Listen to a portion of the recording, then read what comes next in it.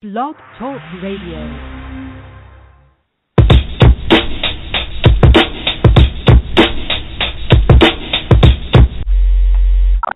Please take all the necessary precautions to protect your constitution while listening to this broadcast. 3, 2, 1.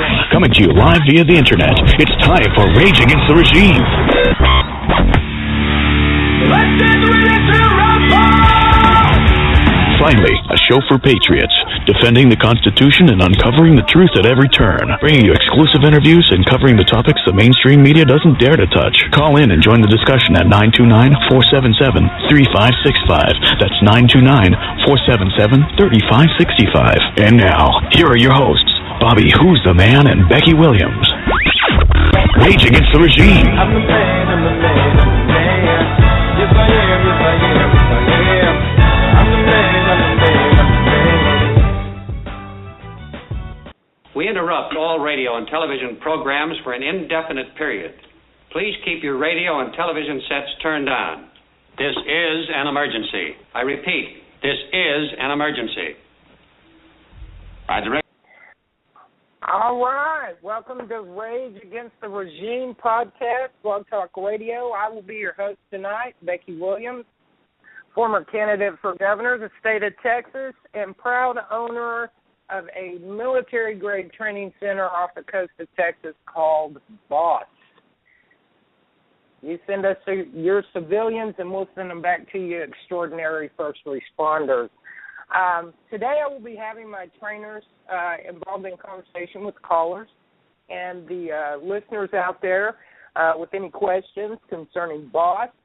As we launch the new grand opening of the only facility in Texas that offers first-rate military-grade training by very highly skilled veterans in their fields of training for both the civilian sector and first response agencies across the nation. We are unique in that we offer that to the civilians.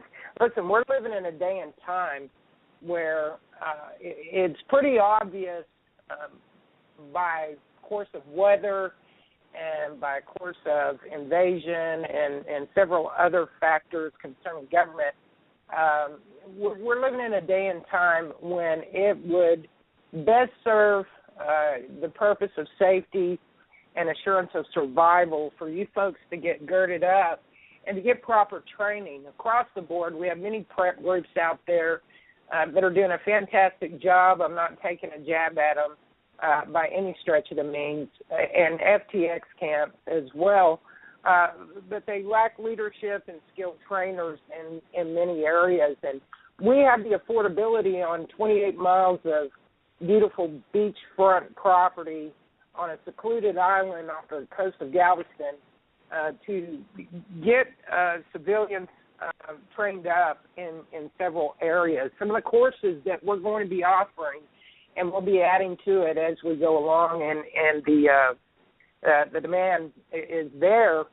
We'll certainly add some other measures to the company and some other courses to be trained on concerning youth and troubled youth. We're working on those right now, but that'll be mentioned later.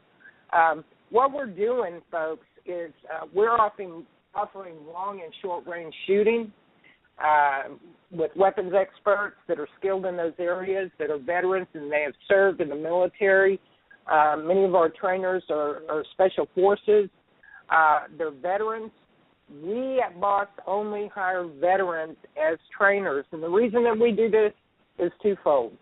Number one, we can train you up better than an individual who has spent their life or part of their life as a career military force in that area of training. And the other thing is this.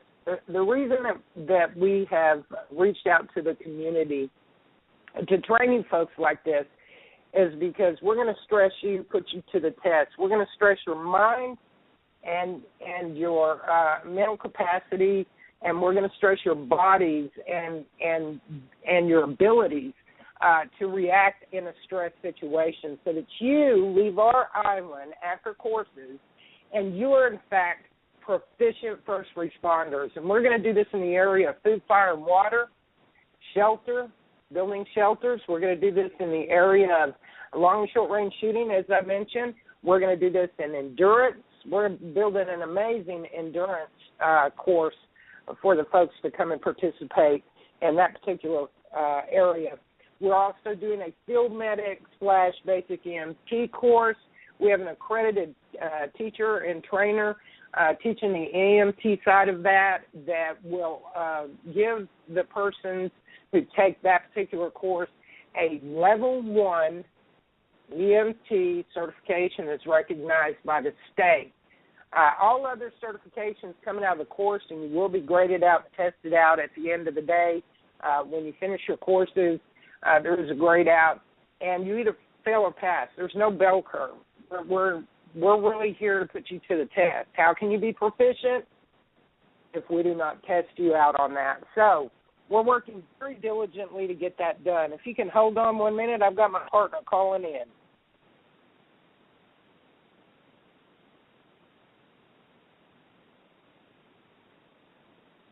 So I do apologize. I'm back.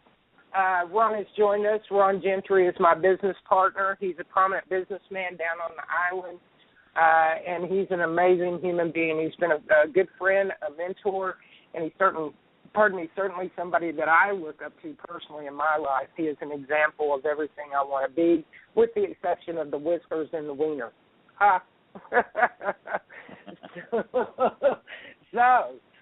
With that said, I'll continue. We also will be offering hand-to-hand combat and disarmament. It's very important for especially you ladies out there.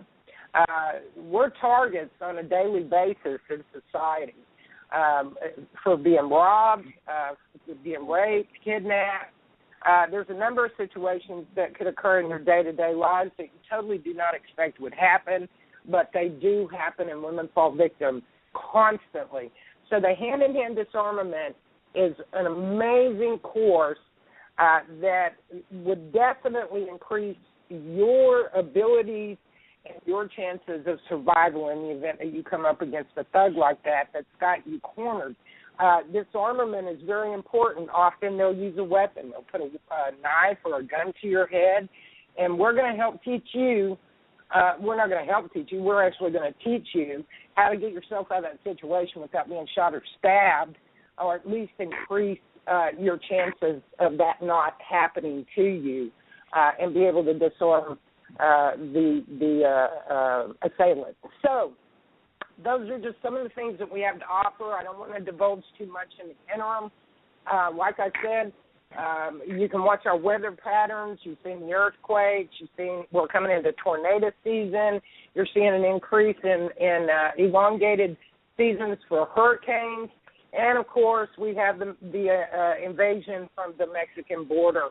So we want to help train up and the civil unrest. I can't forget the civil unrest because another reason that we wanted to do this particular type of business is so that we can do situational awareness training for first responder teams that are out there responding to shots fired, or ambulance and EMT drivers that are going out here and picking up people off the street that need their services and need immediate medical attention.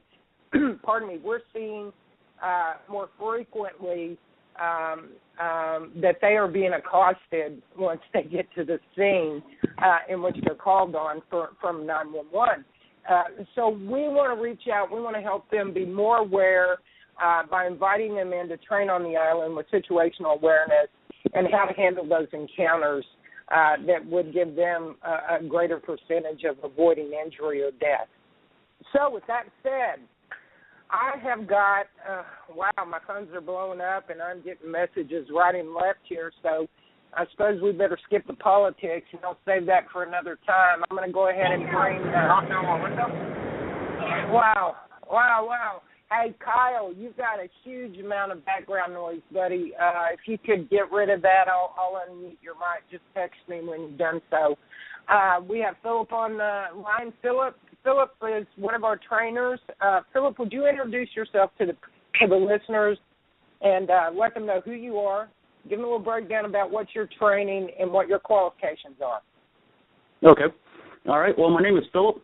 I'm a U.S. Army veteran. I specialize with long-range firing. I've also been trained in short-range pistol and short-range rifle. Some of the courses that I've taken, I might not be a medic, but I've gone through the combat lifesaver course.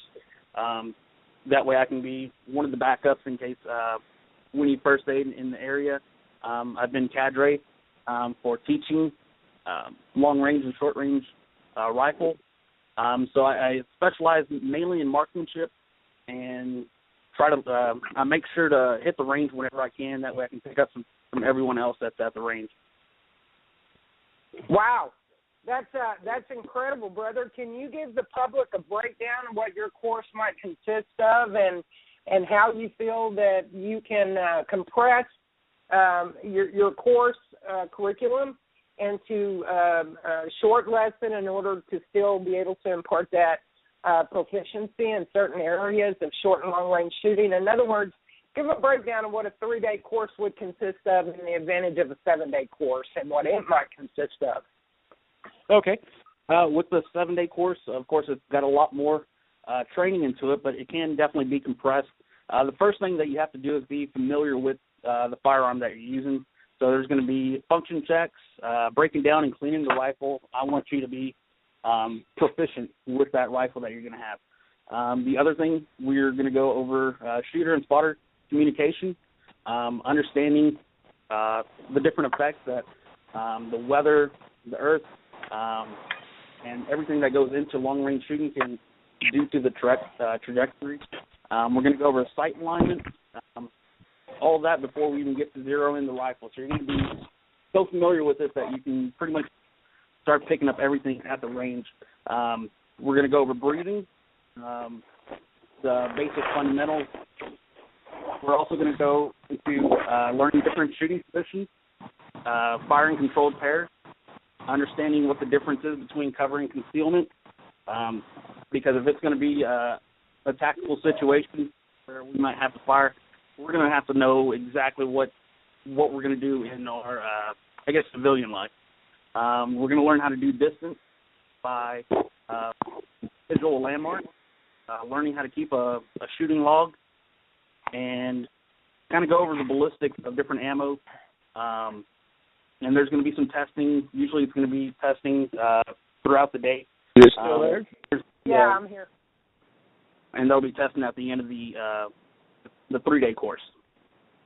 And always safety is going to be the number one priority.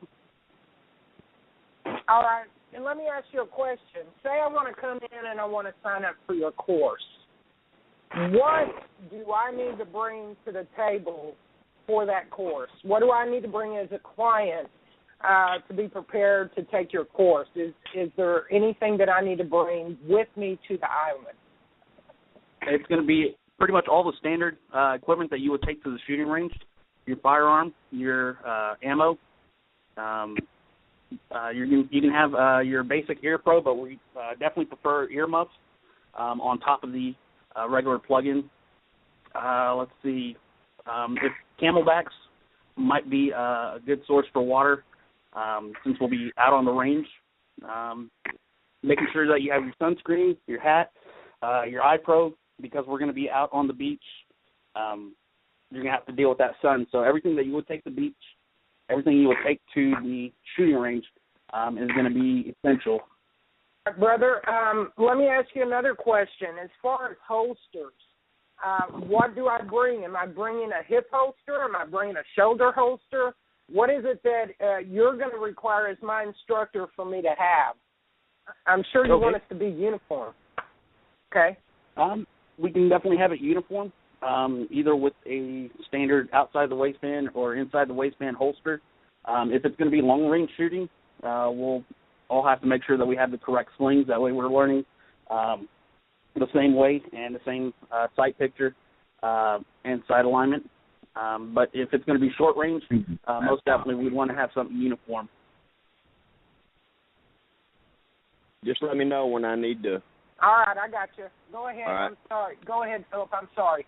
Go ahead, brother. Okay. I'm pretty sure that we're going to go through a little bit of trial and error the first few classes, but once we find out exactly what we need as far as holsters and slings, after that, everything's going to be pretty much uniform. I kind of go through different holsters as well, so it's going to be kind of learning what works best. And once we have that, we'll have the syllabus updated. This way, we're always up to date, and we know exactly what we're going to need to be prepared on the range. All right, brother. Now, as far as ammo, you said bring my ammo for my weapon, and I get that. In a 3-day course, how much ammo can I be expected to bring? I mean, how much would I really need to bring to the table? Okay. The first part is going to be zeroing in the rifle. So some people can go through 10 to 15 rounds and have it sighted in at different distances. Some people just need a little bit more shooting to get over that curve and get it sighted. After that, after the sighting in is done, we're looking at maybe possibly 250 to 300 rounds for a 3-day course that's going to be heavily adjusted for shooting on the range instead of the classroom time. We're going to want to move. All right, brother. I'm a prospective client, and I don't know anybody else who's come to the island. Obviously, I've checked your company out. I've checked your credentials out as a trainer. I'm confident that I'm going to the right place to receive what it is that I'm looking for at the end of this training, which is obviously to be more proficient and more versed in my weapon, taking apart, cleaning it, shooting it, wind velocity, and all the things that you mentioned. But I have a concern. I have a concern about the other client base that's on the island in the course with me. How many people can I expect to be surrounded by during such a crucial training with weapons? How many people are going to be in your classes? We're going to try to keep them as small as possible. This way, there's more one-on-one interaction. This way, I can make sure to train properly. I can answer any questions and be better at checking out what you're doing on the targets and making notes for you. I can't really do that with a huge class, so we're looking at maybe about a 6-person class. That way, there's more one-on-one interaction. Okay. And 6 to a class is plenty. Now, with that said, when we are on course, do we keep our weapons with us at all times? Or safety is going to be the number one. Safety is going to be the number one priority. So we're gonna make sure that all our firearms are locked up. We're going to have the ammunition locked up as well, because we're essentially bringing in a bunch of maybe some agencies, but we're also bringing in civilians, and we want everybody to know that they're going to be safe on the island if we're not out on the range where there's supervision. We want everybody to be safe and have everything locked up. Fantastic. Well, that's good news for me. As a prospective client, safety is very important to me. And being that we're on a secluded island, I certainly don't want to have an accident that could cause injury or possibly the death of another individual, whether it be on my part or someone else. So that's really good news. I know that you're teaching, you said, the long and the short range courses. Those will be separate courses. Am I to assume that? Yes, that's correct. We're going to specialize mainly in the long-range rifle, but I have been taught to use pistols for short range, a little bit of mid-range, but I'm pretty sure we'll go over that because I know my priority is going to be for long-range shooting. Fantastic. Well, Philip, I tell you what, I'm very excited to bring you on board with B.O.S.S. I'm super honored that you chose to join us as a trainer and to become a part of a groundbreaking business that is unique in itself. And at some point, just for the listeners out there that may have questions, that may not be in the Texas area or the surrounding states, and, travel may be an issue for you on top of the cost of the course, 2 things. One, you've got to be able to recognize the value of what we have to offer to help you make the decision to come to the island. And the other factor is this. we know what is in our future, and most of the folks that are listening online are well aware that in the event of a disaster, we want to be as prepared as we possibly can. Listen, this training is not only going to give you an advantage of as far as surviving certain situations, it will give those around you an advantage. If you're trained in the medic and the EMT field and you're driving down the street in everyday life, say it's not a disaster, but you come up on a wreck and somebody is injured, you already know how to stabilize that patient, give an assessment before the EMTs ever get there. If you beat them to the scene, you witness the accident, or you come up on it, you may be able to save that person's life or keep them from being paralyzed, because everybody's eager to help when they stop, but they don't realize the dangers in moving an injured person from an auto accident. And they could give them further damage, or they could sustain further damage from that assistance that could cause permanent paralysis. It could actually cause death. So you're actually not just doing this for yourself. We want you to understand, when you leave our island, when you leave B.O.S. training facility, you will be proficient and know how to react and respond to certain situations. Even in your own household, you have an accident, kid jumps in the swimming pool, hits the bottom of the pool with their head. It's coming up nice weather. It's spring is here. Or you have somebody choking in the house, or you're at a restaurant, you see somebody choking. You'll know how to assess those situations and save lives, and that's what we have to offer. In a situation where you're learning to be versed with your weapons, safety is always an issue. People have accidents. Even people who have used firearms for years discharge their weapons accidentally. We're going to help you become more familiar with your weapon. If you're going to carry a weapon, if you're going to use a weapon, whether it's in hunting or target practice or imparting knowledge to someone else that you're trying to verse on weaponry, this is to your advantage, to be able to be trained by specialists in those fields that can impart knowledge to you and give you that confidence of proficiency. I want to bring on another one of our trainers, Philip. I want to thank you for that. And anybody that has a question for Philip, please feel free to raise your hand. His classes are filling up quickly. And if you have questions for me or for Ron or for Robert or any of the other staff from B.O.S., please feel free to raise your hand by pushing the one on your keypad. It gives me an indication on my board that you're curious and you have something you would like to say. Kyle Swanson, he is one of our trainers. He is currently active duty military. We have reached out to Kyle and created an opportunity for Kyle to come on board and to be released from his duties as a military soldier. The way that we were able to do that, there's a program, Kyle, I want you to share with the other vets that may be listening, or the other active duty soldiers that are out there that are listening to our broadcast tonight. Can you tell them the program that we were able to utilize to bring you onto the B.O.S. family as a trainer before your tour of duty is up? That is March 4th. Kyle Swanson? Hello? Kyle. Check, Kyle. Check, Terry. All right, Kyle. All right, can you hear me now? Yes, sir, I can hear you. Can you share with the listeners what I've asked you to? All right, yes, the early separation program for the United States Army is because of the drawdown of the Army, because of the wars are drawing down. So the Army's allowing soldiers to get out 6 months before their ETF date.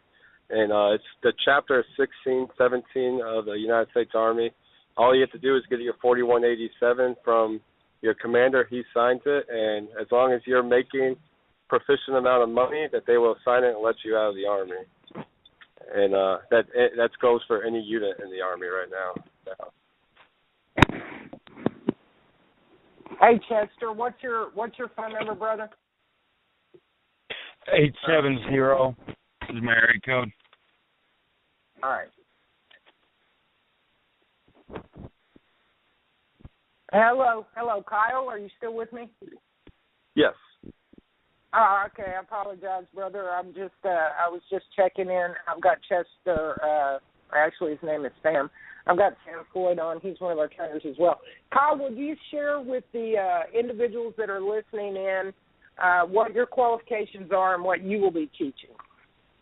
I will be helping with the long-range shooting. I have 7 years' experience in the Army. I went to the Army Sniper School back in 2009, and I qualified top of my class for that. I also been to SEER School in the United States Army, and so I qualify in survival training too. Also, I have 3 combat deployments, 2 to Afghanistan and 1 to Iraq. Brother, in that survival training that you would be giving out to the folks, to the clients and the first responders, what would that consist of?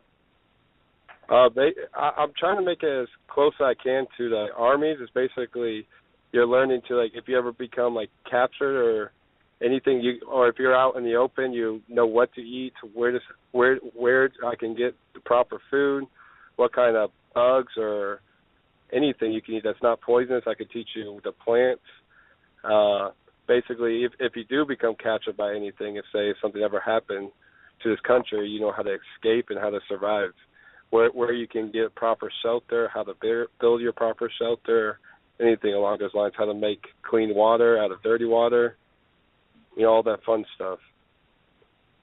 Okay, brother, so basically what you're going to be teaching is water purification and distillation, botany, what is edible, what is medicinal. How about shelter?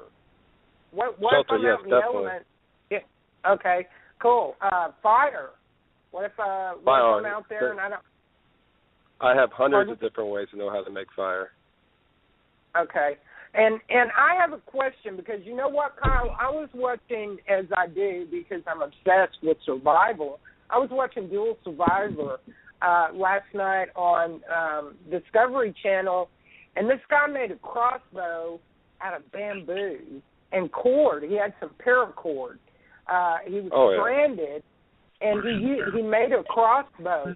Would your course include some of those things?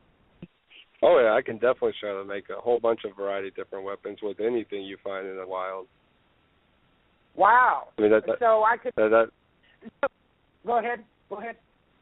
Oh no, go ahead. No. Go ahead, brother. Say what you were going to say. Well, I was just saying it's some of the typical things, like easiest things you find, even out in your yard, you can make the lethalest of weapons out of.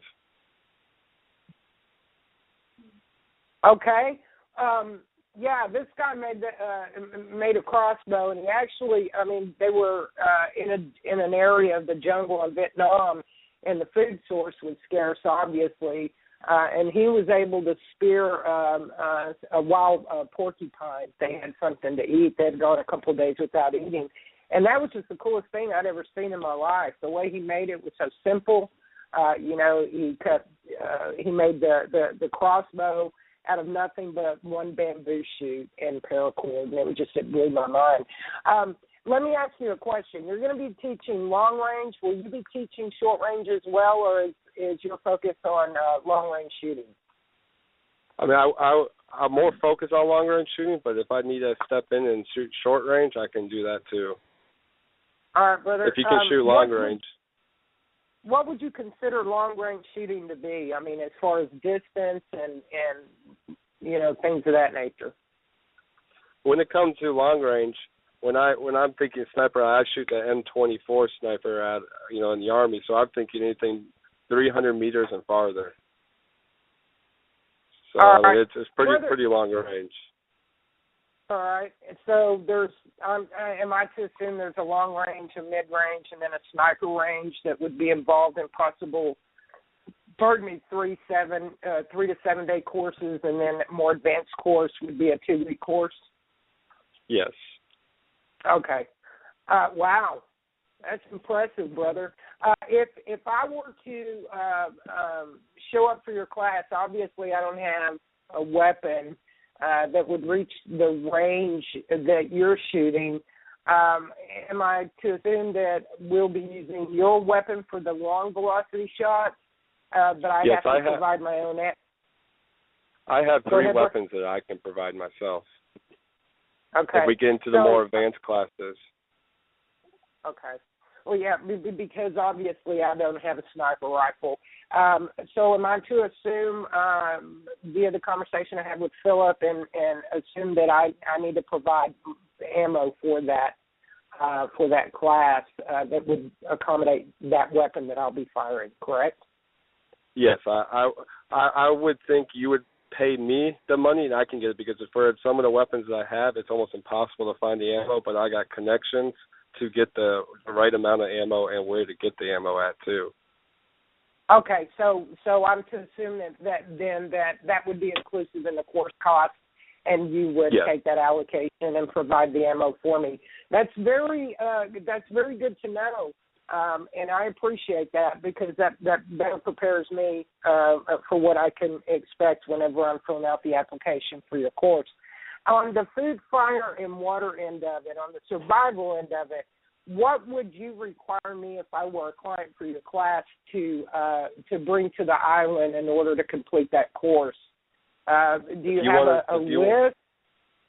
If you want to do the actual survival training, you would wear pants, a long sleeve shirt, a backpack, and I would tell you to bring rope and a knife. That's about it. Everything else is going to be strictly for the nature. Oh, okay. So you're going to take me down to the bare minimum. I'm not even going to have a container to boil my water. Okay. No, that's something we're going to have to make. Oh, wow. Well, I know I'm excited. I can't wait to get in your course. I want to learn how to do everything with nothing. You know, here in America, we're really, really spoiled brats. We really are. There are third world countries and some island islands that are actually occupied with human life form that don't even have electricity or running water.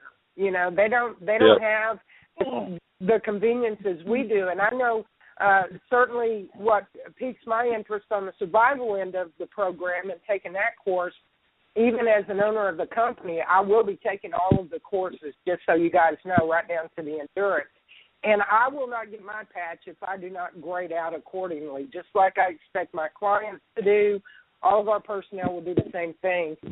Because how can I market my business if I haven't tasted the product, so to speak? But I know that is very exciting to me, because in the event of a man-made disaster or natural disaster, you find yourself without those luxuries. You're going to find yourself without electricity and running water and air conditioning and even medicine, or access to a doctor. You're not going to have those conveniences. I mean, if I cut my finger, filleting the food source that I've found, I better know how to stitch my finger up, because I can't just run right down to the doctor and get some stitches. You know what I'm saying? I need to know how to take care of myself in a survival situation and take care of my family. So, Kyle, I really appreciate that. And of course, sir, I have to ask you the same question I asked Phyllis. The number of people that I can expect to be training with, I don't want to be overwhelmed with a bunch of people around me. How many might that be? For the sniper course, I say no more than 6 people. For the survivor course, I say groups of 2 to 3 would be the best for that. Okay. Wow. Okay. That way we have to rely on one another, correct? Yes. Is that purpose? Okay. Fantastic. Now, I'm in your survival course. I know I'm on 28 miles of beach. Can I expect to be roughing it like I'm in the wild? Do I need to bring a sleeping bag or every single day, like we say in the Army, movement is a way to survival. So you're gonna be moving every single day. Okay, so you're gonna help me secure my person to stay warm. You're gonna teach me how to do that in the event that I got caught without the ability to crawl in a sleeping bag or a tent, right? Yes, ma'am. Okay. All right, man. That sounds like a challenge. I hope y'all love me ugly in the morning, because listen, when I get out of bed, I look like Zeta. Okay. I look like Zeta, or I look like a movie star, but once I get to the bathroom mirror, it scares the hell out of me, man. I'm telling you, I've broken that mirror like 15 times because it's a traitor. But I'm just saying, you catch me out in the wild without transforming into Becky the Patriot Goddess, and y'all might be terrified. I don't know. You know how it is. I can be Coyote Ugly after a couple of days. I'm going to look like hell, but at least I'll get it done. Well, there'll be no mirrors out there. Oh, thank God. So nobody will know I'm ugly but y'all. That's good news. That's good news. Well, Kyle, I really appreciate you imparting that information to me, and I can't wait to get on the island with you and have you beat me down like a dog and make me learn what it is I need to learn to survive. That's real exciting to me. I'm like a little kid in a candy store right now. I can't wait to get there. We've got some other trainers online that I'd like to bring on. In particular, I've got Sam. Sam Floyd is going to be training on the island. Sam, if you wouldn't mind, could you please introduce yourself to the listeners and give them a little bit of your background and qualifications and what it is that you'll be training? Yes, ma'am. My name is Sam Floyd. I spent time in the Marine Corps and in the Army, deployed several times, both to Africa and the Middle East, and spent a long time in the Marine Corps on Edson Range in Camp Pendleton, training recruits and on the fundamentals of marksmanship, and that's what I'm bringing to the table. As a civilian, I worked as a Serret weapons specialist, repairing weapons, anything the Army had, I worked on it. And in between missions, I got involved with the Revolutionary War Veterans Association, normally called Appleseed, and thought I knew how to shoot until I went out there and realized I was rusty as a barn nail. And so taking what I learned in the Marine Corps, taking what I learned in the Army, and taking what I've learned at Appleseed, then that's what I'm bringing to the table as far as basic marksmanship. My class is geared for a person who has never fired a weapon, never held a weapon, to seasoned veterans, to active duty personnel. So that's my that's what I have to offer, and open for any kind of questions. All right, brother. Am I to assume, as Kyle had mentioned and Philip had mentioned, for your course, there are specifics that will be required by your clients to bring for that particular course? Mm-hmm. The same supply list? Okay. Well, they'll have to have... Go ahead. Okay. The shooter's gear list, besides sunglasses and sunscreen and water source, that's pretty much a given. They'll have to have of course, one rifle with rounded aperture rear sight and adjustable front sight. Some people are bringing anything other than a rifle that has a rounded rear aperture, such as like a V-notch or angled notch sight. That's fine. We can work around it because the fundamentals are the same. It's just a different sight picture. They'll have to have 4 magazines of at least 20-round capacity, 577 rounds of ball ammunition, 13 tracer rounds, 2 pair of earplugs, government-issue version of the M1 rifle sling, a front sight adjustment tool designed for your rifle, and a orange and white flag safety. Those are the mandatory things that they have to have. Optional gear would be binoculars or spotting scope, shooting or isomat, dry fire snap shell if they so wish, and if they're shooting with scopes only, they might want to bring some backup iron sights and a mountable front sight just in case their scope breaks. If scope breaks, you're out of the game. Okay. Let me ask you a question, brother. What would the distance be that you'll be teaching on that course? What would be the distance or range? Well, when someone finishes my range, they'll be able to engage targets successfully out to 300 meters with how we're training, and then you have the bragging rights distance of out to 500 meters. I train in meters, not yards. Okay. I've asked all three of my shooters, my trainers, specific questions, but there's one question, and I just got a message from someone who asked me this. Will there be a portion, and you can each answer individually, and I'll start with you, Sam, since you're on with me. At any point, will you be teaching shoot, move, and communicate? Okay, that's a different course that you and I have talked about, the fire and maneuver course, and that's something that I would want to teach. But as far as the MCC, no. This is for just getting up to speed on someone's ability and confidence behind their rifle. But fire and maneuver, yes, that's a class I want to teach and set the range up for that. I think that's a well-needed course, actually. Absolutely. So I'm going to ask you this, and I'm going to go ahead and ask you while I have you on the line, and we'll have a private conversation about that, obviously after the show or tomorrow whenever you're available. Give me that syllabus. Break it down. Get that syllabus to me, because I definitely want to add that to the website. For all the listeners out there, we have not launched the website yet. We're a little bit behind on that. We had to wait a little bit for decision on branding with the logo, and I'm still currently waiting on that information back tomorrow from my artist and what he has come up with. It's very important that we brand the company logo so that it sticks in the minds and the hearts of Americans, and they understand that we have a facility that can serve purpose to them and create proficiency for preparedness across the nation. I also have someone who asked me this question, and this is for all three of the shooters, the trainers.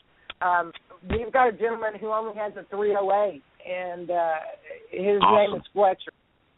So I'm going to bring Fletcher. Fletcher, if you don't mind, can I bring you on live? Are you on my board?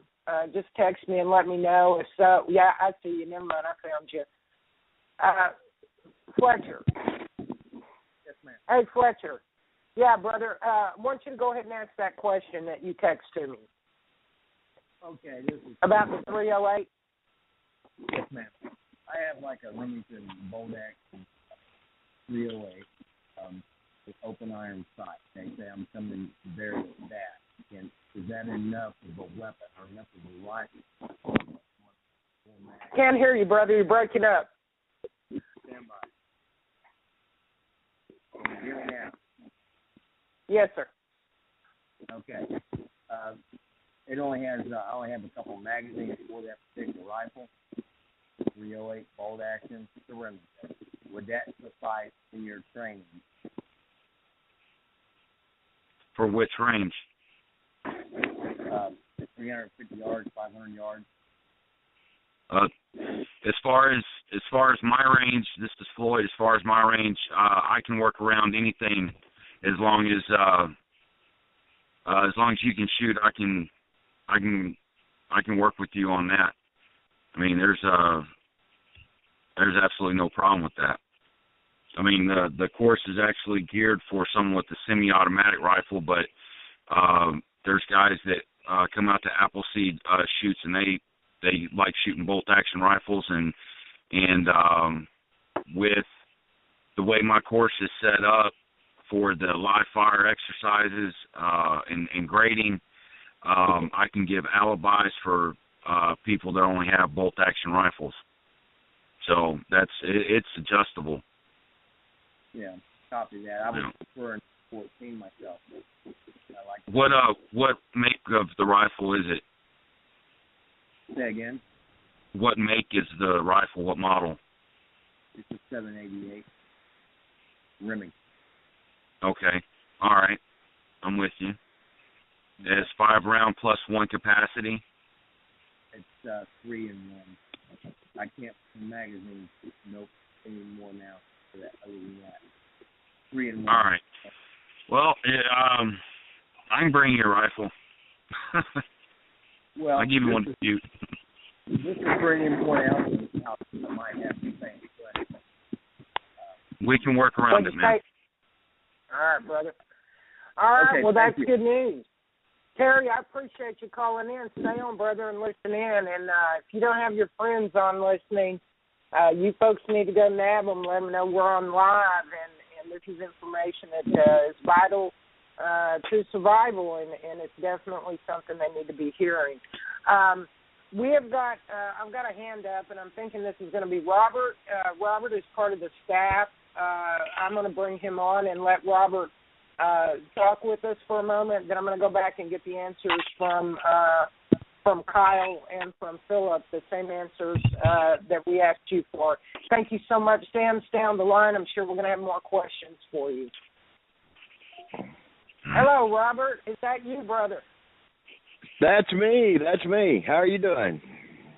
Oh, man, I'm doing fantastic. You had a lot of noise back there a while ago, and I had to keep dropping you because it was interfering with the show. I appreciate you calling back. See, you got your hand up, brother. What can we do for you today? Introduce yourself. Well, my name's Robert Mays. I'm a 14-year veteran active duty service in the United States Army. I was a drill instructor for 3 tours. I was a drill instructor at Fort Lee, Virginia, Fort Jackson, South Carolina, and Fort Ord, California.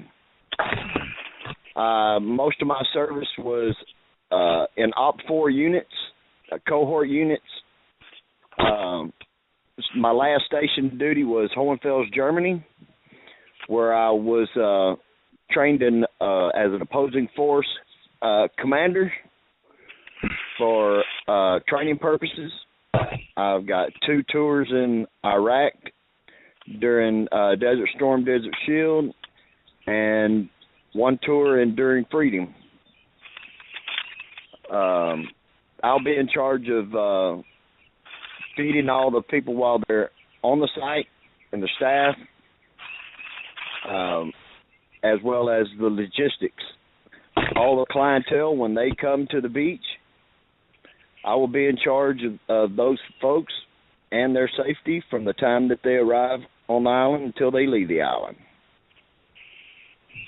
Fantastic. So you're gonna run a little safety guard for the camp. Brother, this is something that's real important to us. Tell us about the food. You're the chef. You're the person that's going to be feeding us. Am I to assume as a client that you guys are going to feed me 2-3 meals a day? What can I expect from you? It depends on their level of training. If it's basic training, they would get 2 meals, 2 hot meals a day and 1 cold meal. Cold meal will probably be provided during their training with their individual trainer. Probably could be a good time for them to do their survival training or MREs, which will be made available for some training. You got to remember also that all of our training is custom built to the clientele that we're going to have on the island for that particular training period. So that they will not be malnourished. You will get fed while you're on the island, but your training will be right in there with it. You may not get breakfast during breakfast. You might get supper during breakfast. We're trying to make this training as realistic as possible, and so people get the maximum effect of the training. There's been a lot of questions and answers about long range shooting, and that's a good part of our training. However, a lot of our training is going to be simply surviving against urban and civilian crisis.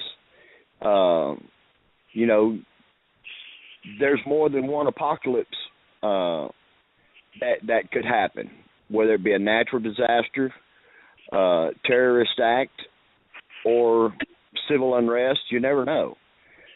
So we're gonna be providing good, effective training that people will be able to take home with them and be able to use in case the time ever came that they would need it. Wow, that's you got some background noise there, brother. Can you get rid of it, whatever it is?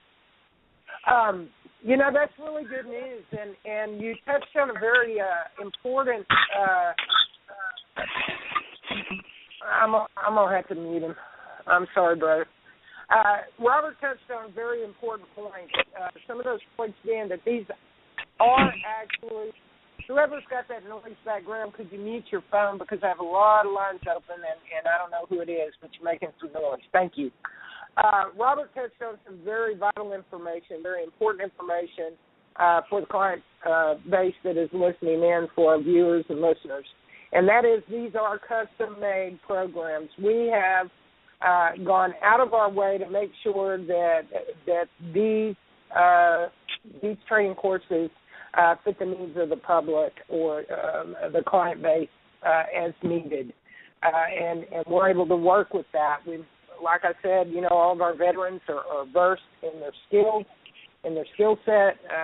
They're very comfortable with them, and we have chosen the cream of the crop, so to speak, of the individuals that have reached out to us. Not everybody that came in to train has made the cut. We have definitely feel like at B.O.S.S, we've made the right decisions with people that we put in place for certain skill sets in order to impart proficiency to the clients. We have got. I'm gonna go through here and I'm gonna bring y'all on as individuals because I do have some noise background. And I need to figure out if it's one of you guys or if it's in fact NSA giving us some grief on the air. With that said, I'm the only one unmuted at this point, and I still hear a little background noise, so it's probably just interference. I'm going to go back to Philip. Philip, I want to get your answer on the questions that I obviously had asked Sam for concerning range and what they might need to bring to the table. Philip, are you there? Let me see if I can unmute him. Looks like I've unmuted Robert. 813 area code. 813 area code. Who have I got? Hey, Back, that's Jim. I'm here producing the show on Back for. All right, 832. Looks like we've dropped Philip. Philip's called back in. He's at the bottom of the list. Philip, are you there? Okay. Hello. I'm sorry, brother, man. I had to chase you around the board. I've got about, 45 lines running. So okay. Let me ask, can you answer the questions that I also gave to Philip when I expressed that I need you and Kyle to kind of elaborate specifically on the range is important, and will you be teaching a concealed weapon program? What I've been mainly focused on is when I deal with pistols or with short-range rifles, I'm mainly working with defensive tactics, shooting, moving, and then when it comes to the long range, that's where we're mainly looking for knowing the difference between cover and concealment. This way you can effectively hit something that you're pretty much reaching out to. And the whole time trying to stay covered.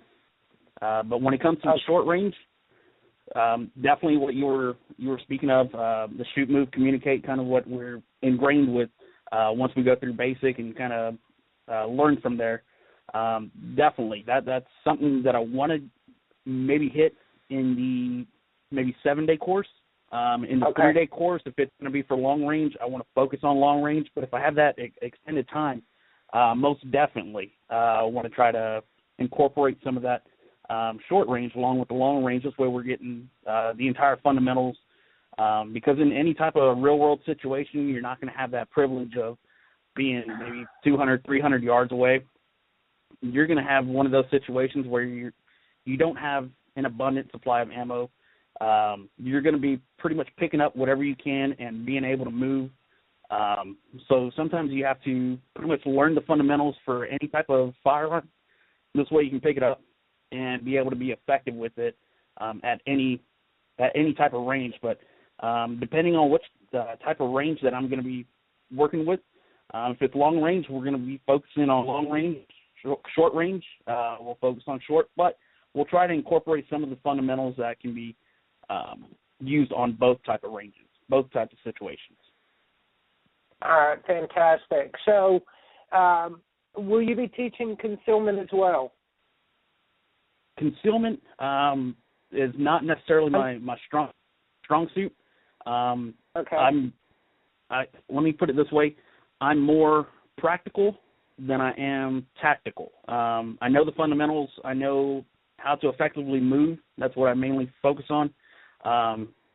It's not mainly for the weekend warriors that I guess sometimes are the tactical ones.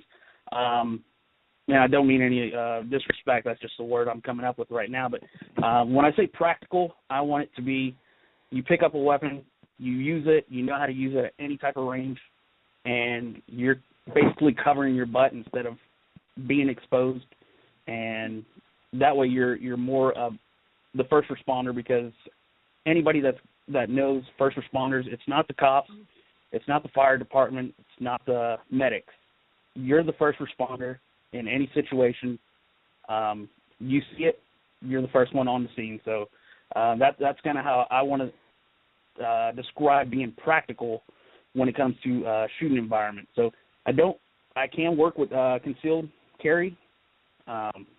It's just I mainly work more for there will be drawn from the holster as well, but I'm more for practical rather than tactical, if that makes sense.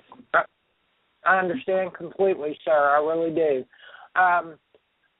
Ron, if you have a moment, Ron is in the background. He's listening. There's a couple of things I'd like, Ron, for you to he's sending me some messages. I'd like for you to add to the conversation. Just give me a yay or a nay on that subject. If I can go ahead and bring you on. I know you're very busy, brother, but there's a couple of things that we need to cover. And I'd like to ask Ron Gentry if he wouldn't mind coming on live and discussing a couple of those issues. I didn't want to throw you under the bus, brother. I didn't want to throw you under the bus. There's a couple of things that you're I'm trying to run chat. I'm trying to run the board, and I've got people in Facebook messaging me, and it's just a madhouse right now. I'm solo with Octopus Arms. Go ahead, brother. There's some things that you wanted to stress, and I think it's important for our listening audience and potential client base to hear. So tear it up. Concerning which aspect? Well, concerning the conditions of the island, what we can expect, be confronted with, things of that nature. There are hazards on the island. There are definitely rattlesnakes, there are hogs, there's in the water, there's stingrays, jellyfish. So it's not. This is not Disneyland. This is you are out in the field. Brother, you know I've seen the mosquitoes on what is that? What is that island when you take the ferry from Galveston over to what is that, Bolivar? Or that is Bolivar, yes. Jesus mosquitoes Christ. on Bolivar are just as bad. Down there on Matagorda Island, they're just as bad. So you're going to have to consider that too as a biohazard. Okay, so am I to, as a potential client, am I to expect that I probably should bring a repellent of some sort? Some flavor, yes. Pardon? Some flavor, yes. Okay. You have some deterrent there around base camp, but once you're in the field, you're pretty much okay. All right, brother. Well, that's good to know because I've seen those mosquitoes over there. They're the size of a small pterodactyl. Pull out! You're gonna explode. Not now. I'm feeding. Yeah, they can be vicious, especially in certain seasons. Would you say that spring and the summer months that we're facing ahead are probably breeding ground for them, brother? Yes, definitely. Every time it rains. All right. Now, as far as snakes, what kind of snakes can I expect to have to chop the head off of? There's western diamondbacks on the island. Okay. All right.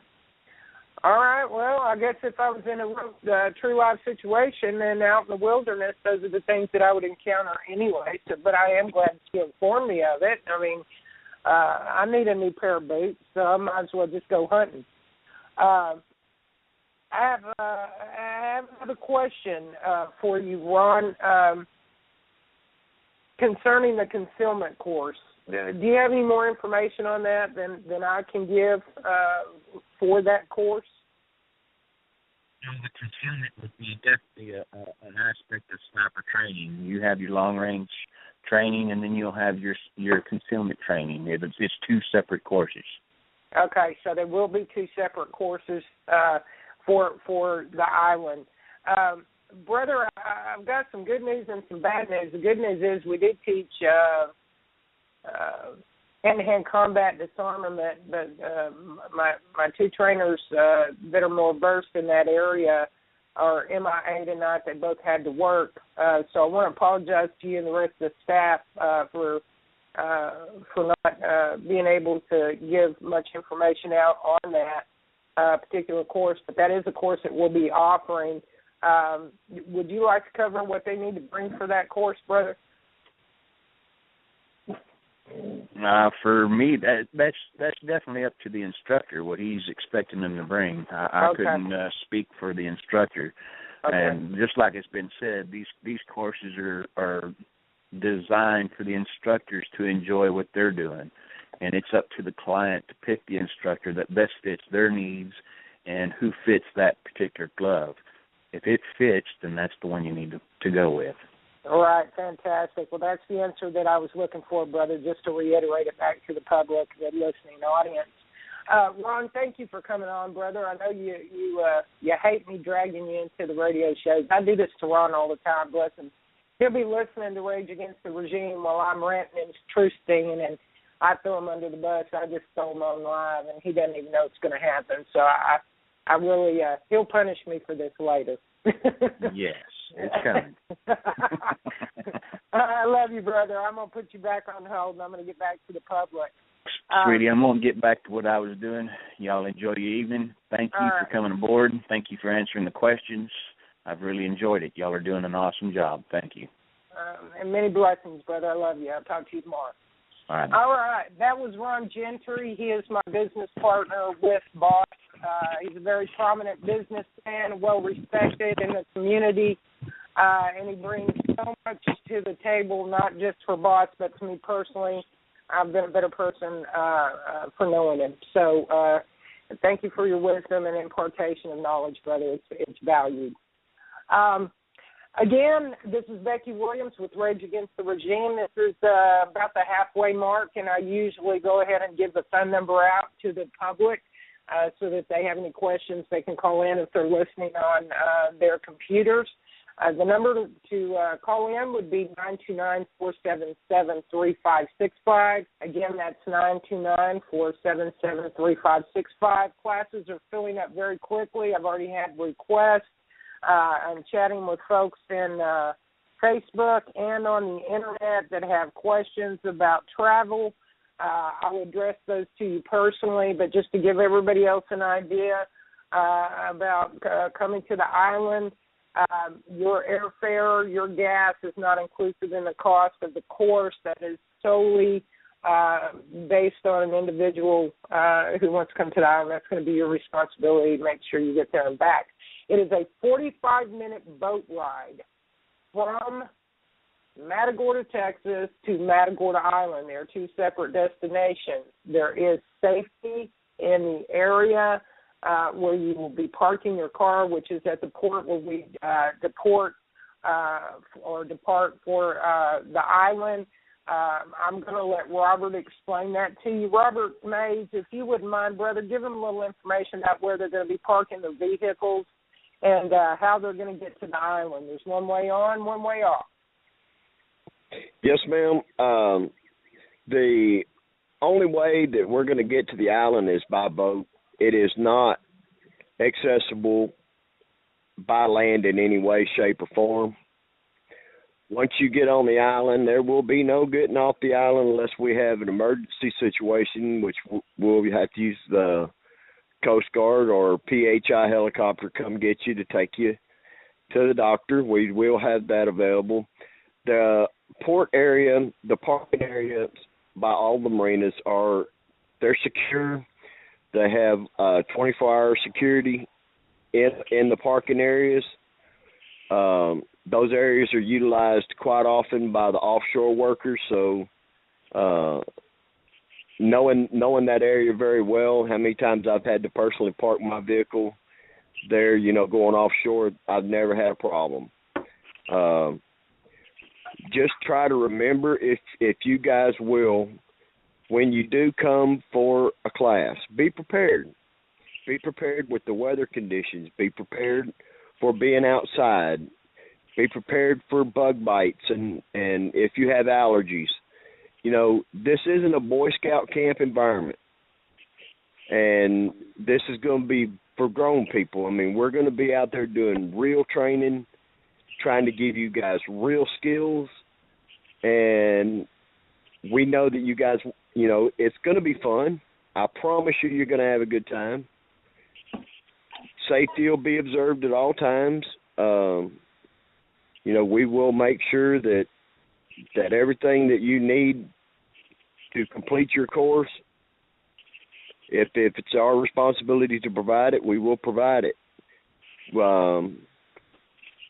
I'm really excited about getting this going, simply for the fact that if you listen to the news and you have any sense about you to what your surroundings are looking like, the time is going to come to where people are going to have to do exactly what we're going to train them for, and that's to take care of themselves. Mm-hmm. I agree, brother, 100%, absolutely. And I'm glad you brought up the issues of allergies and some of the other things that you might face. Whenever you fill out your application as a potential client to come to the island, we will have a section for medical. We're not the government. I'm not trying to be invasive, but we do need to know if you have any conditions that may be a factor that could cause you to have an issue on the island. We certainly don't want to be in that situation if we can avoid it. But each and every one of our soldiers have been through MedCorps training, skilled medic training, as well as we will have a licensed DMT medical personnel on the island at all times. And we can, if need be, in the event of emergency or an illness situation, like Robert said, we'll bring in air to come in with the chopper and take you across to Galveston Island and get you medical attention as needed immediately. And we'll still be well within that golden hour, so to speak, of time of event to transport medical treatment. We're well within that window. It's not going to be an issue. What would that be, Robert, about 15 minutes? Oh, really less than that. They can have you from Matagorda Island into a level 1 trauma center within about 10 minutes. So, okay. But that's another encouraging thing for our courses, the fact that we're going to have a licensed paramedic on the island all the time. What we're going to be doing is training. Our training is going to be inherently dangerous. There's abundant opportunities to slip and fall or whatever. And so our clients can take great comfort knowing that we will have somebody there to treat their bumps and bruises, and that adds to our safety factor. And, like you said last night, Becky, we have something that's unique. It's totally unique for the whole United States, and I would encourage anyone that has any civil defense, mindsets. This is the kind of training that's geared for that first responder, and I believe it was Sam Floyd that said it best. Whoever is on the scene first becomes the first responder. Yes. And that's the one thing that, Sam, thank you so much for saying that. I want you to know that I deeply appreciate that, because That's what it's all about. That's what B.O.S. really is about being able to take care of yourself, take care of those that are around you, and then you can expand your bubble as necessary. But the most important thing is everything that is within your bubble, you will have control over. I think that was Philip that said that, but thank you. Thank you, Phil. We've got somebody with their hand up. Area code 602, your mic is open. Who have we got? Hey, this is Karen Becky. Hey, Karen, what can we do for you, sis? You got your hand up. I do have my hand up. I've been listening, and I've got a question. Is it going to be any sort of training for like booby traps, unconventional issues like that? Yes, ma'am. We are working on that training, and I have been corresponding with a gentleman who that was specifically his position was disarmament of IEDs in certain situations. So, yes, ma'am, we will offer that course. We are currently, there's some background noise. We are offering that course, and we'll be putting that together ASAP for the public and for the agency. No. Hey, Karen, you've got some noise background. You've got some noise background. I don't know what that is, but it was you. I'm in the kitchen. There's always noise. Oh, okay. Did that answer your question? Do you have any more questions? Yes, it for did. No, that was well, it. Karen, go ahead. No, that was it. I was curious about that. Yes, ma'am. As we grow and as we see the need or requests from the public or agencies to create a course for a specific need, those courses will be added. That's a given, obviously. There are guidelines that we're following. Insurance is a factor. We have to make sure there's no liability that could be absorbed that would devastate the company. So we're making sure that we have all of our I's dotted, all of our T's crossed, and safety being one of the points that Robert touched on. So obviously with a course like that, it would be a dummy mock-up situation. There would be no live explosives for civilian persons that might come in to train for that. If we brought an outside agency in specifically for that purpose, I'm sure that would be something that B.O.S. would have to work out with that corporation or that agency concerning liability, and that would be an issue. So it's not to say that we couldn't teach that course at all to civilians, because, like I said, in a mock-up situation, that's something that's doable for the civilian. Oh, okay. All right. Excellent. Hey, Karen, thank you for raising your hand and asking that question. And if you don't have your friends on listening and you know somebody that might want to come in and do the training or listen to this conversation, to consider it, we ask you to reach out to them, bring them on. We've got about 45 minutes left on this show to promote the launching of B.O.S., and we certainly would enjoy the audience. Yeah, I've already done that. All right, sis, I appreciate you. I'm going to put you back on mute. Enjoy the kitchen.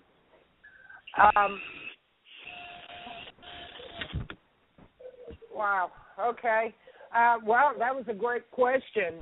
Any of my trainers that are online right now, do you have anything to add to what I stated? Do you have areas of skill for such a course? Well, that would be in the fire maneuver.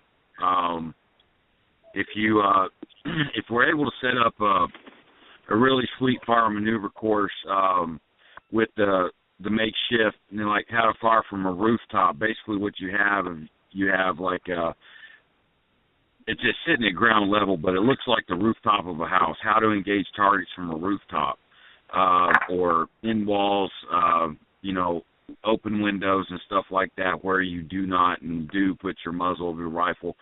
Well, when you go inside that building, before you're going to go fire from inside that window, you need to you need to search the inside with your non-shooting hand, that eave of that doorway, and as well as those windowsills, because that's where bad guys like to put surprises.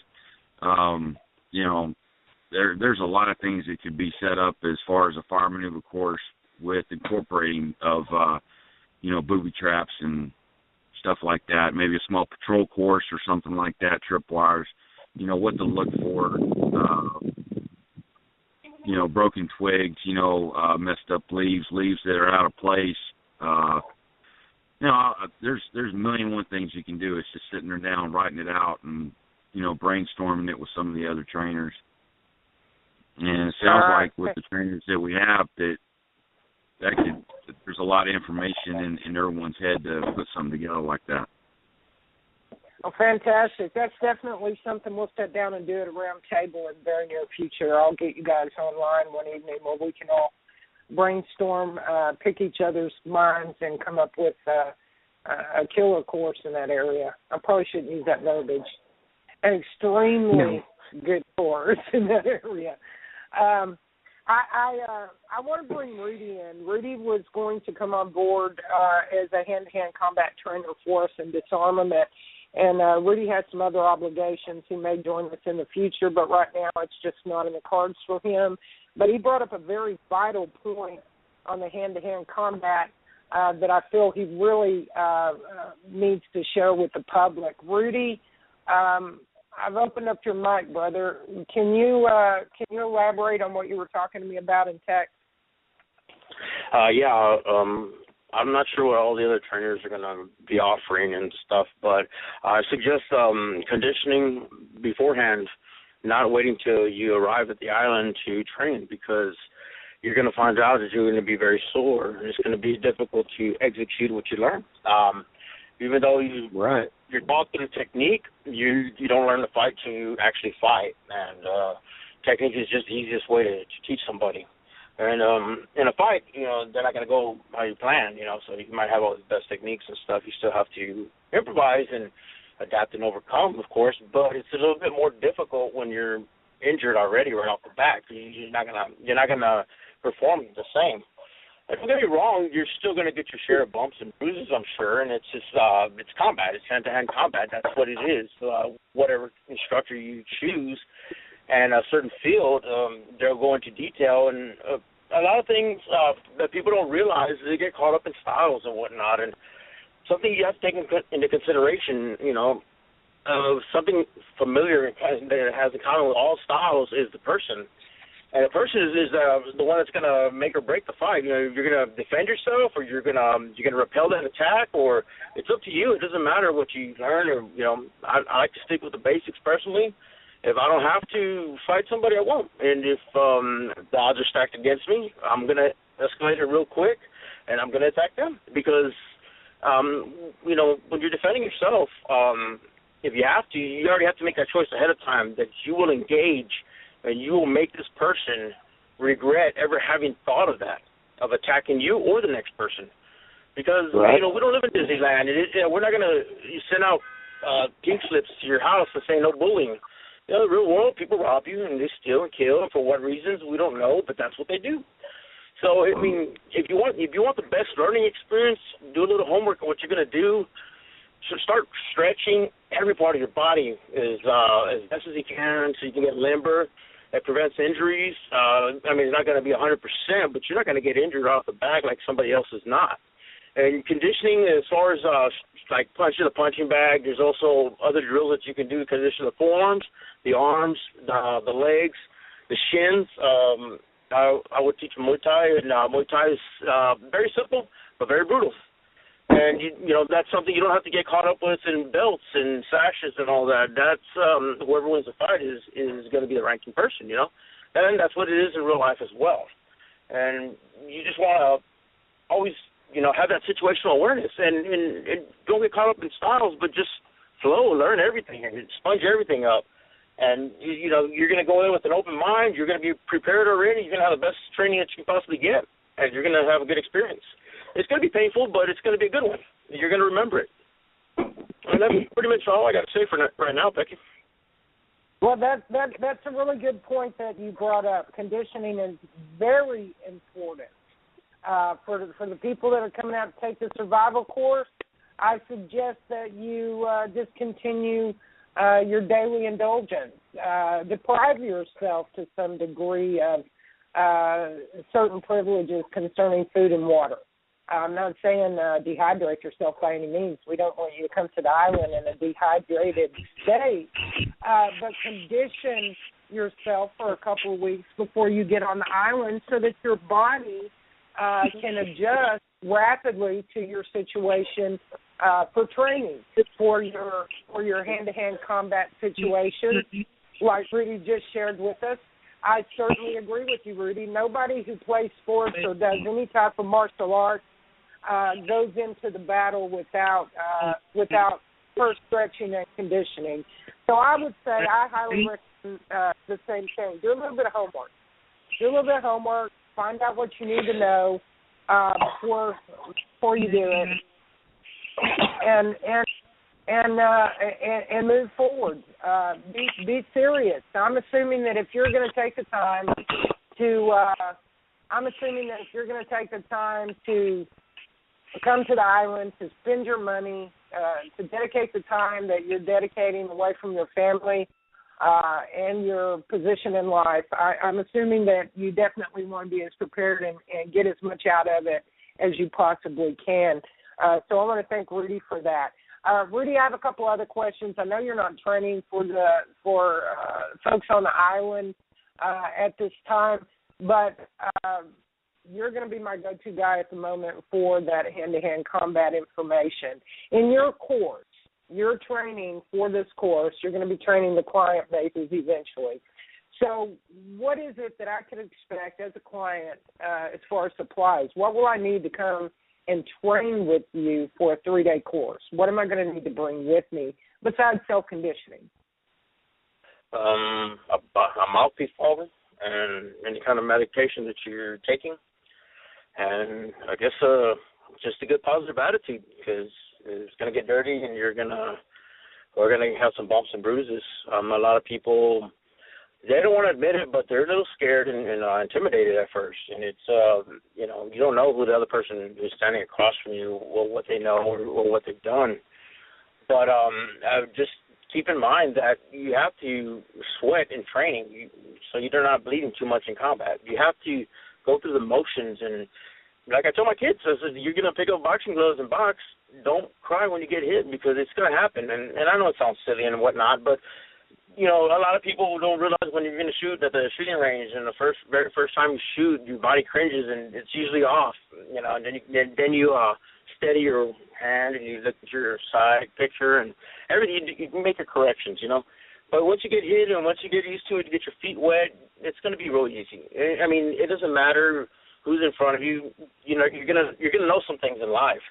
One, nobody wins all the fights. Two, you're going to see that person across from you, they weigh 100 pounds more, or they're stronger or quicker. You're already going to make a mental correction, what you're going to do in your strategy. Well, you're going to try your best at least, because, fights don't go as you planned. They just go.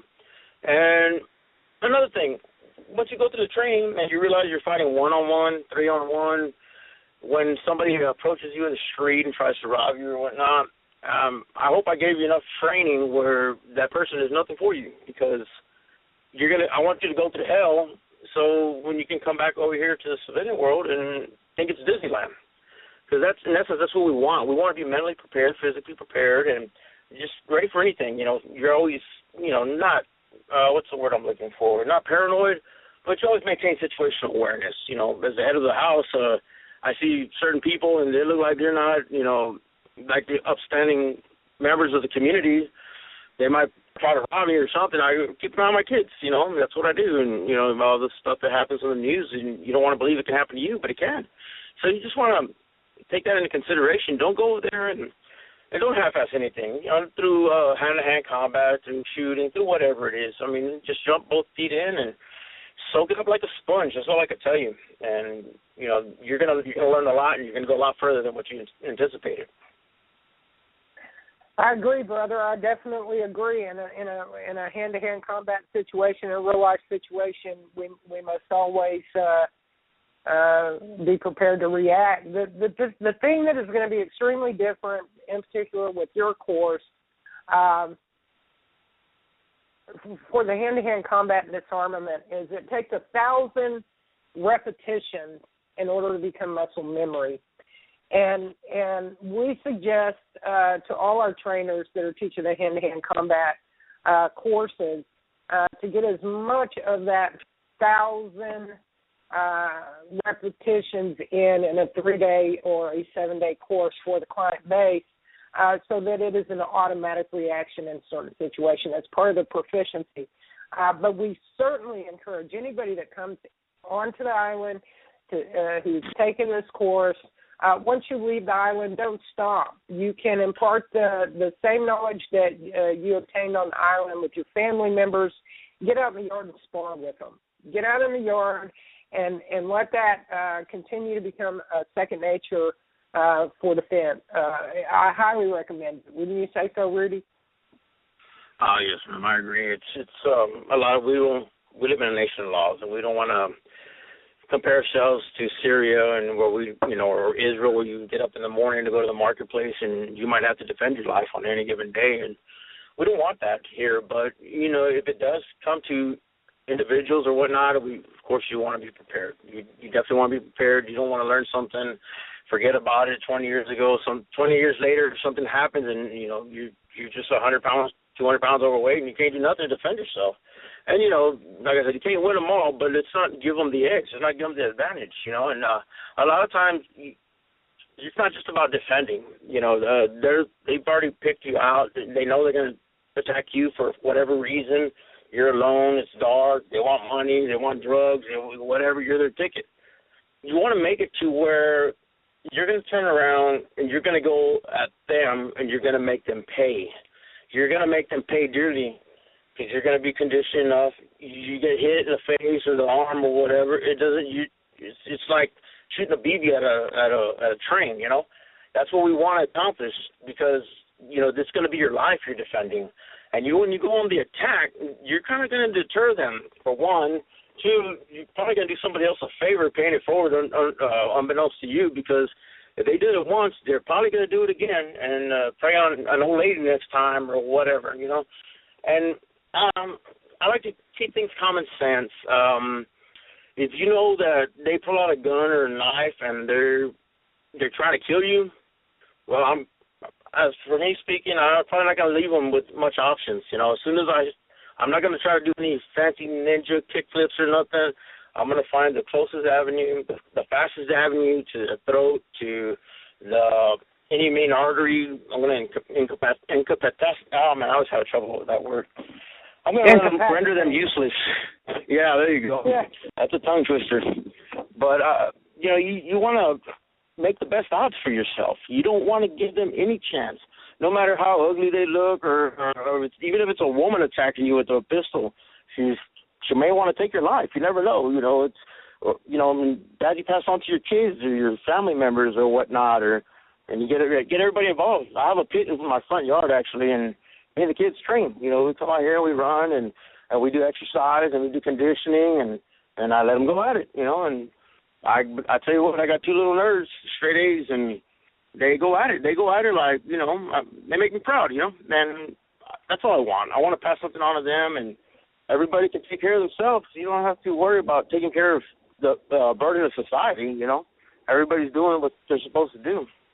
But, that's all I want to say about that, and hopefully everybody just gets on board and, we can all have a big powwow at the island. Absolutely. Well, brother, I appreciate you coming on and sharing that information. That's very vital that we share that with the listening audience. Again, Rudy, thank you, and I look forward to you joining us on B.O.S. in the near future. Yes, ma'am. All right, brother. I'm going to put you back on hold. All right. That was Rudy. Again, his obligations, his family obligations at the moment is restricting his ability to come on as a trainer. But when when he can be released from those obligations, he will be on to join the B.O.S. training team. You guys have been amazing tonight, and I've got a tremendous amount of response back from the public, the general public, that are listening in. They are excited about what we have to offer, and I'm certainly excited to be blessed enough and put in a position to not only be an owner in this company, but to see it come to fruition after all the hard work we've put into it. A little bit about my background for those of you who don't know me. My name is Becky Williams. I ran for the governor of Texas on a write-in as independent to Secede Texas.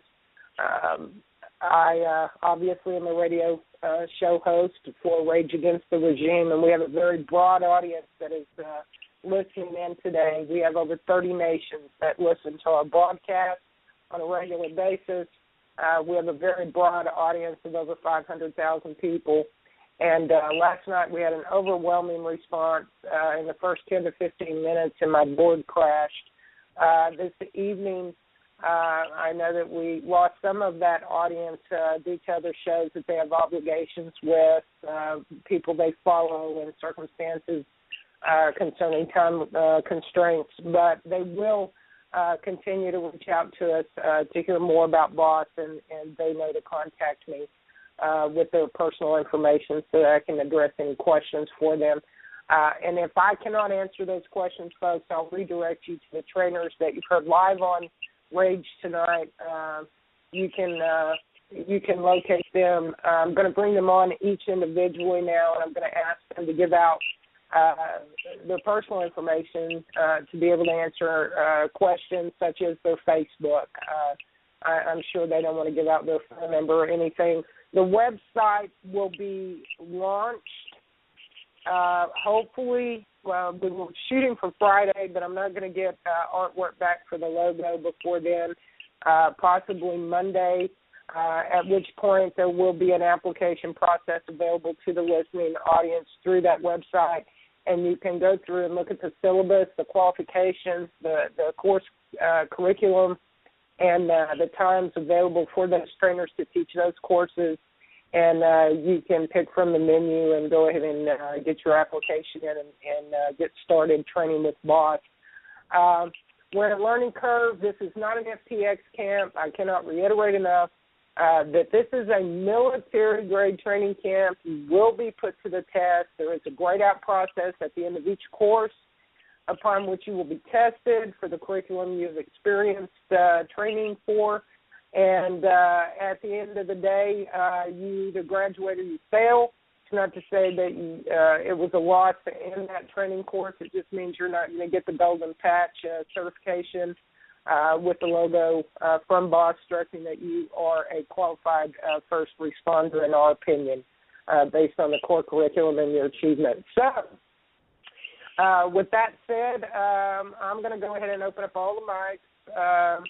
I'm going to call you out by name. We've lost Kyle. I have no idea where he went. I've reached out to him, and I've not received word back yet, so I don't know if his phone went dead or what the issue was. And, of course, I'm having some technical issues with my board as I try to unmute folks. I'm getting a death circle, unfortunately. 832-652. Your mic is open. That's Philip.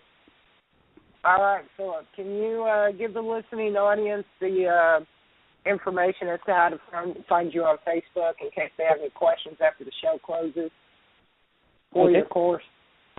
Let me see if I can find the find my profile address on here. Okay. If anyone wants to contact me, Facebook would probably be the best one since I check it all the time. Facebook.com.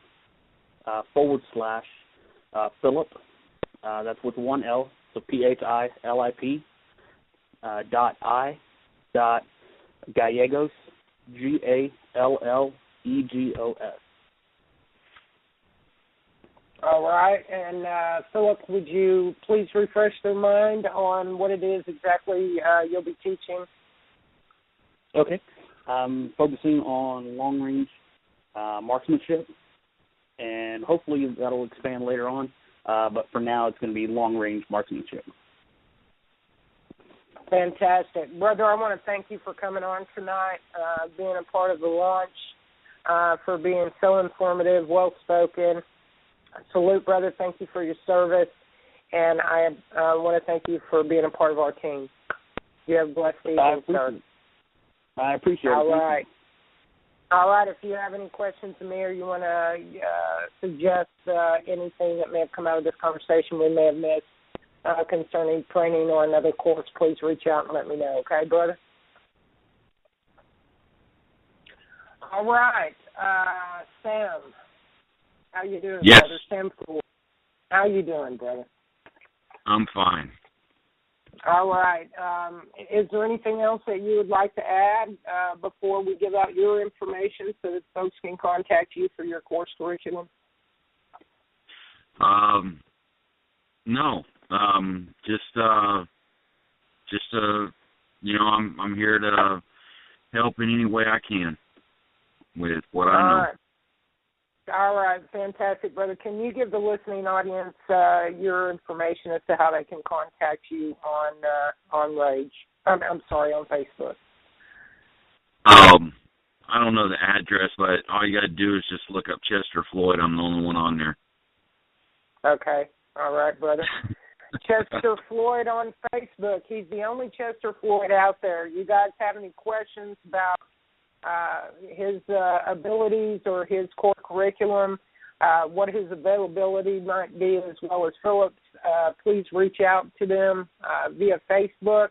If you have any questions for B.O.S.S, reach out to Becky Williams at Facebook.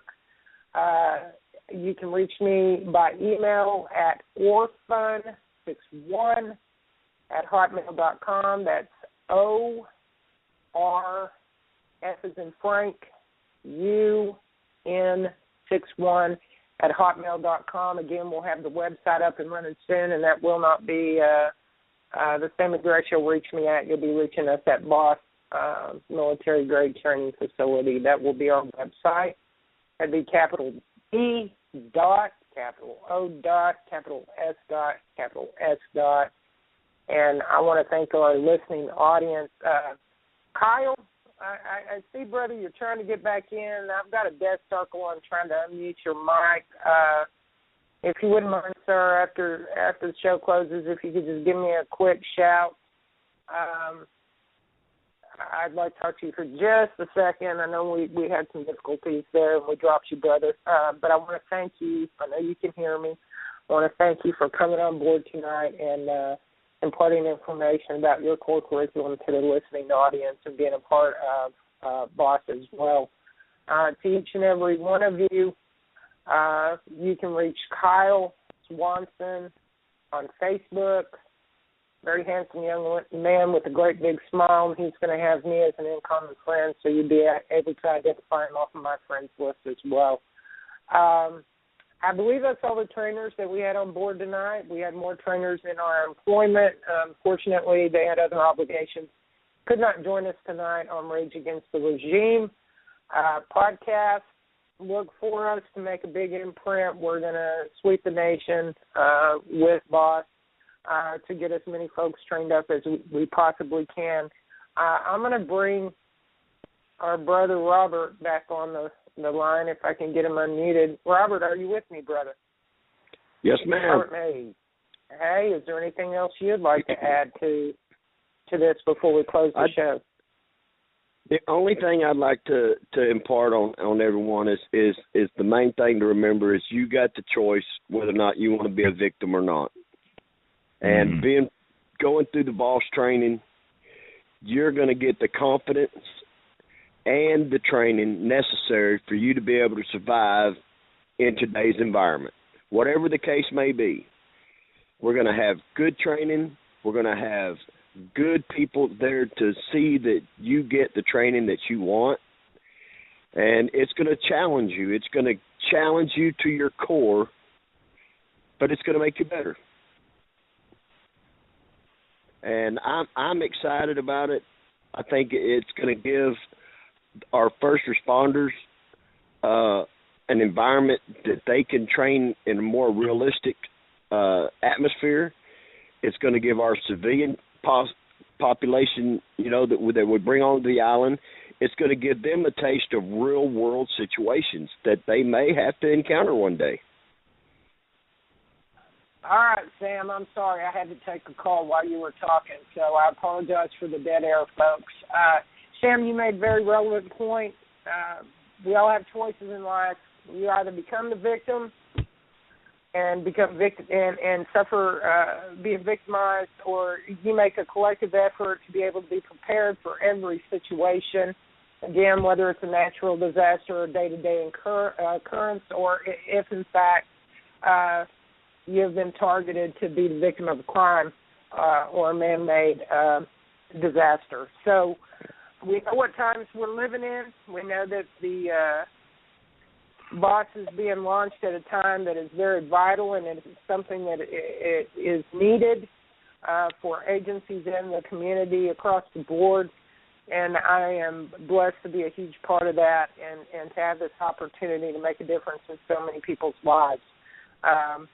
Sam, thank you for all your effort, brother. I appreciate it. What you bring to the table is each of you, everyone that was on this call tonight, all of my trainers, equally as valuable to me personally and to the company and to the public. God bless each and every one of you, and I salute you each. Thank you for your service. All right. Sam, go ahead. I'm sorry, who was speaking? No, I'm here. I'm listening to you. All right, brother. What would you like to add? Oh, I'm good. Everything's covered. All right, brother. I appreciate you. All right, for my trainers, the time is up. I will be closing this broadcast on Launching B.O.S.S.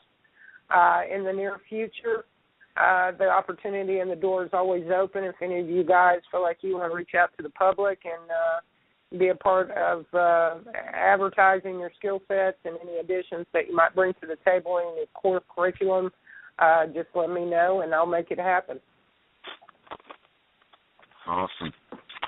All right, you guys, I appreciate you one more time, and thank you. You guys have a good night. All right. You too. All right. God bless, brother. All right, this is Becky. That's been a great show tonight. We've had a supreme impartation.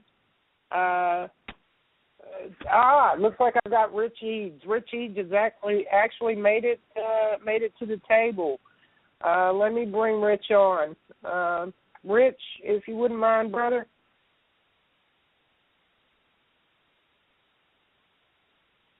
Hey, hello.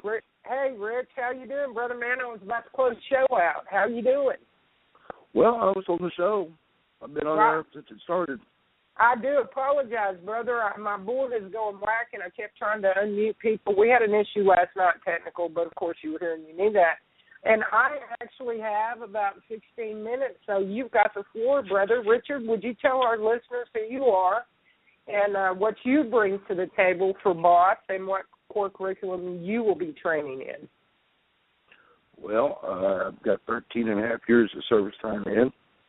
I spent the last 3 years, or actually the last 6 years, as in the infantry.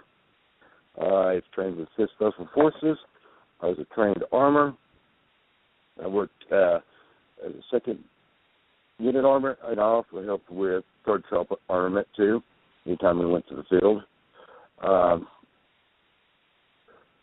I can train in long-range shooting. I can do just about anything that someone wants me to do. I'm pretty well versed in that.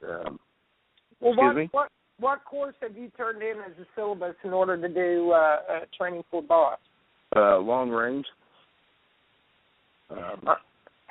Long-range shooting. And can I ask you a question, brother? You're going to be doing long range. What range would we be speaking of in terms of distance?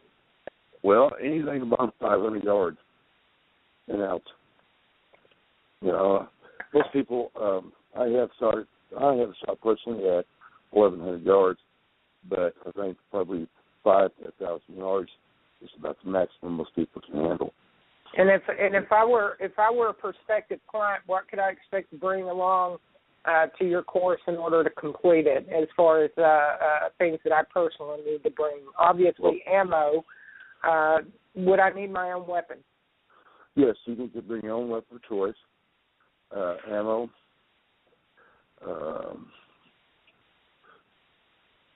spotting scope, eye protection, some kind of water source, preferably a Camelback, boots, long sleeve shirt, long trousers, head cover, eye protection, and binos if they want to bring them, in a first aid kit.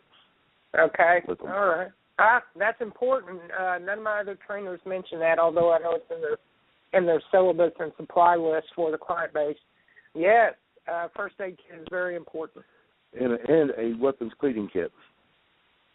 Also very important.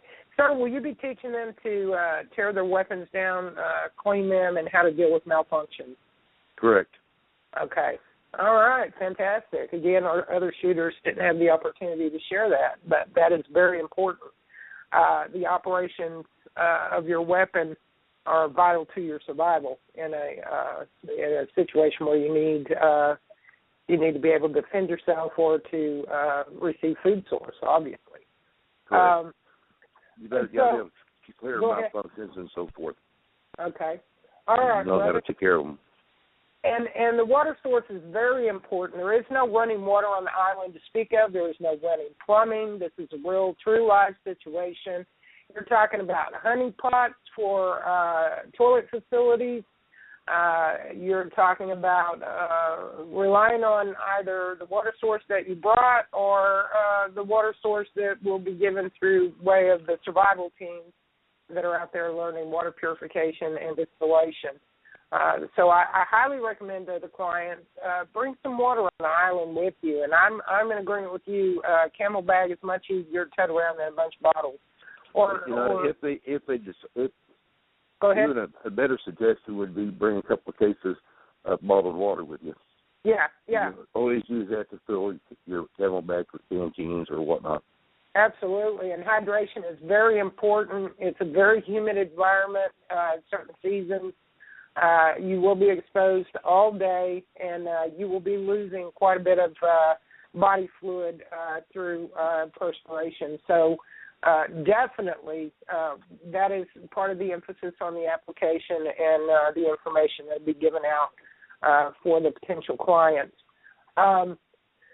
Brother, your courses, what are these, 3-day, 7-day? What are we looking at?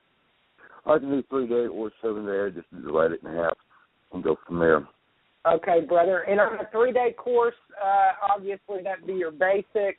Would that be for individuals who are not versed in weapons or are fairly new at becoming familiar with firing and the 7-day course would be your more advanced course for folks who have a little bit of knowledge and have a little bit of experience with the weapon? Correct. Okay. And, sir, would your classes be taught generally on the weekend, or would this be something that you could structure according to your time and your course curriculum, something you could structure? Go ahead. I can do it anytime. Anytime. So your availability is 30 days out of the month in order to fill the class. And I'm assuming, like the others, your classes would be 6 people. Yes. Okay. 5 or 6 people is about the max you want to go with. The simple fact is, you start spreading yourself too thin. Now, if we're running 2 instructors per class, you can go a little bit more. But, you don't want to get no more than probably 10 if you get 2 instructors. Okay. But for a single instructor, you need to have it as small as possible for the simple fact you need to be able to get one-on-one, because, this shooter over here may be having a problem, but this one over here has got a problem too. At the same time, how are you going to take care of it if you get more than, and so you need to be able to be personal with each training where you can have that one-on-one situation. All right. I know for the listening audience out there, you keep hearing me ask this question. Of course, I'm one of the owners. I obviously know the answer. I'm fielding questions for folks right now and making sure that I try to cover all the bases that you may have interest in. None of our courses will have less than 6 people or more than 6 people. So once we have 6 people booked for a certain date or class, that class will be closed, and it will, at that point, it will actually be, given. So when you're looking at the website, when you're making your choices, understand that those courses are filling up very quickly, and that is largely why. And people are booking based on their own time constraints or availability, as well as the instructor. Rich is one of our instructors who actually, this is actually what he will be doing as far as employment. So he obviously will have a larger choice of availability. But it's going to be there will be a menu on the website, on the B.O.S. website. Each individual that's training for us will be listed on that website. They'll have a page dedicated to their skill set, their core curriculum, and we will have also their dates of availability to teach their courses on that page for the audience to choose their instructor and choose the time that best fits their schedules. I want to thank you, Rich, for coming on, brother. I'm sorry. I've tried to unmute several people on the board tonight, and I get the little death circle. It's not popping the mic for me, unfortunately, but I'm glad that you called me so that I could tie you in. Your salute, thank you for your service, sir, and I'm very proud to call you family at the B.O.S. military grade training facility. Thank you. All right, brother. I appreciate you coming on, and if you have any questions or you want to reach out to me, you have some ideas that you want to share with me, I'll tell you, like I told the rest of them, you've got my number, you give me a call, and we'll sit down and have that powwow, okay? Okay. All right, buddy. Thank you, and have a blessed night. You too. Bye-bye. All right. With that said, that was Brother Richie. He is one of our trainers, weapons specialists that will be training on Matagorda Island for B.O.S. If anybody else has any questions, you want me to recognize that you're on the board, please raise your hand so that I can bring you in. Kyle, it looks like I finally got you unmuted, brother. Welcome back. How are you doing? How's it going? We lost each other. Yeah, my phone died for a while, and I was in the car.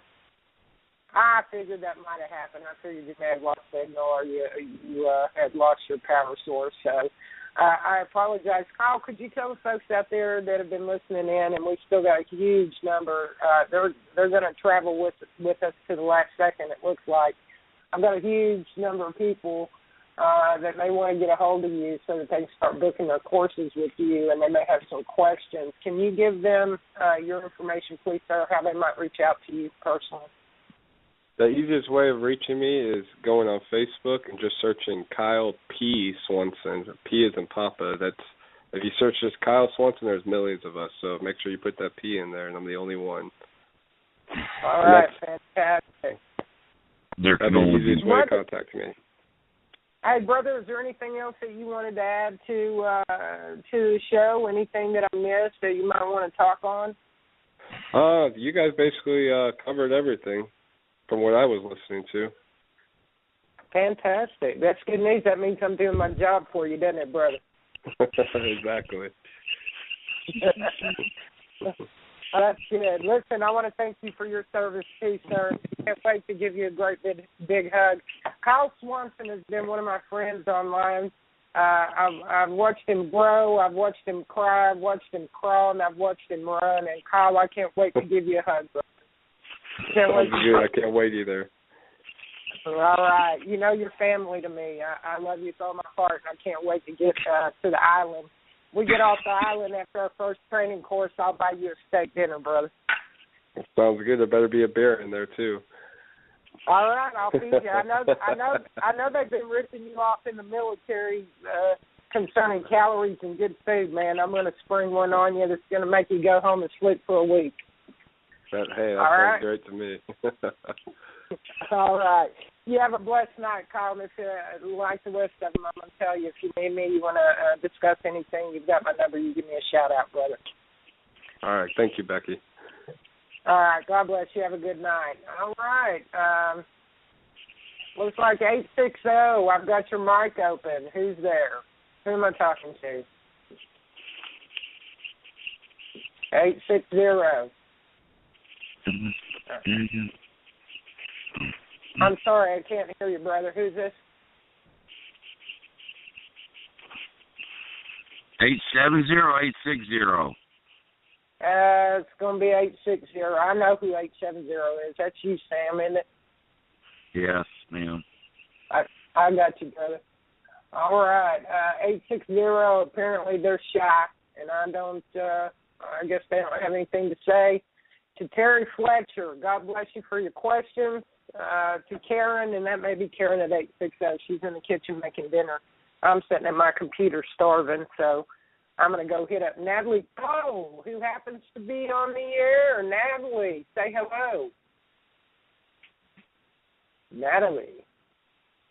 You know I've opened your mic up, girl. I know that. I know that phone number. Say hello, Natalie. Introduce yourself to the folks. No. All right, she's gun shy, you guys. That's Natalie Cole. She's a part of our staff. I was listening in, but I've got nothing to add. Hi, I'm Natalie. Hi, I'm Natalie. Hey, is dinner ready? Because you know I'm going to raid your house when I leave. Yeah, it's ready. It's been ready. Fantastic. Well, I'm headed your direction in about 5 minutes. I'm going to close the show out. That's fine. Bring a beer. All right, I'll bring some beer. I'll see you in about 5 minutes. All right. All right. Nat is a part of the B.O.S.S staff, and she is one of our go-to girls, administratively speaking. She brings a huge advantage to our table. She's a well-educated woman, and I value her wisdom. I value everything that she can bring to B.O.S.S. And thank you, Natalie. I'm thrilled that you're a part of this family. Ron Gentry, are you still online, brother? No. Okay, Ron's not online. He just indicated to me he's not. So I'm going to say he's not. Terry Fletcher, are you still with me, brother? Terry Fletcher's gone. It looks like I'm going solo here, so I'm gonna go ahead and close the show, folks. I want to thank everybody that's listened in tonight, everybody that has participated on the show. We invite you, each and every one, to Matagorda Island, Texas, to participate as a client in one of the most amazing opportunities of impartation for proficiency to become a first responder in many situations. Look for us. We're going to be huge. This is Becky Williams with Rage Against the Regime podcast. I'll be back on Saturday at 2 p.m.